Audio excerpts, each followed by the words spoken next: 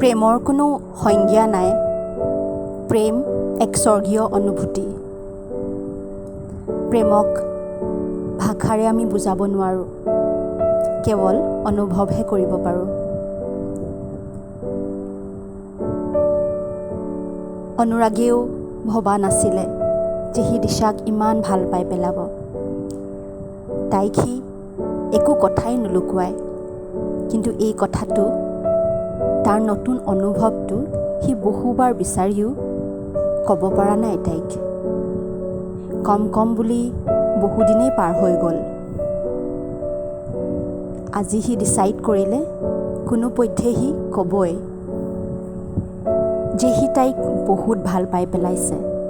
লগতে তাৰ মনত ভয়ো, যদি তাই খং কৰে আৰু আমাৰ ফ্ৰেণ্ডশ্বিপটো ভাঙি দিয়ে, তাই যদি সন্মতি নিদিয়ে।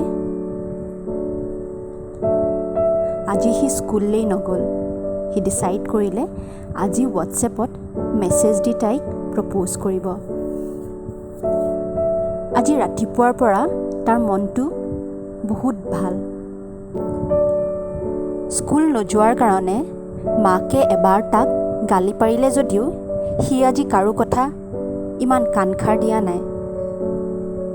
আজি সি ঘৰতে আছে কাৰণে দেউতাকে তাক তাৰ বাইকখন আৰু গাড়ীখন ধুবলৈ দিলে। সেইবোৰ কাম কৰি গা ধুই ভাত খাই 2টা বাজিলেই। 3টাত দেখোন দিশা ঘৰ পাবহি স্কুলৰ পৰা। তাৰ আগত মেছেজ লিখিব আছে। সি তাৰ ৰুমৰ বিচনাখনৰ চুকত বহিলগৈ ততালিকে।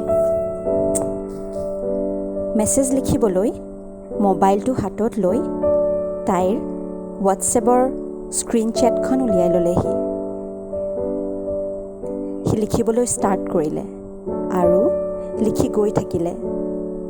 সি তাইক সকলোবোৰ লিখি গৈ থাকিল, যিবোৰ সি বহু দিনৰ পৰা মনৰ ভিতৰতে সাঁচি থৈছিল।